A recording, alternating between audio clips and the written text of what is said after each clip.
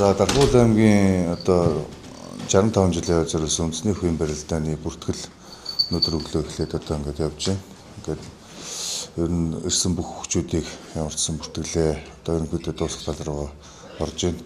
Манайх одоо аймаг 65 жил яа. Тэгээд энэ жил 128 бүх өрөлдөж байгаа. За манайх ч өөрсдийнхөө бас нэг 70-80 бөхөө бүртгэлээ. За үлдсэн нэг 40-50-ын дандаа энэ зорж ирж барилдаж байгаа залуучуудыг бас бүртгэлээ. Зарим нь бол бас одоо өөрийн биеэр ирээгүй гэж одоо хүн амтнаар яриулал бас бүртгэж гэж юм. Манайх бол яг өөрийн биеэр яг энэ хаалганы өмнө одоо ирээ зогсоод жагсаад салныхаа өмнөлтөө өөрийн биеэр ирж бүртгүүлж байгаа хүмүүсээ бүгдийг бүртгэж байна.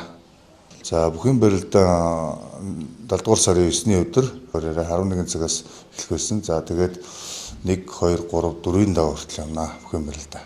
2 дахь өдөр 10-ны өдөр буюу одоо 5-ын даваа эхэлнэ 13 цагаас.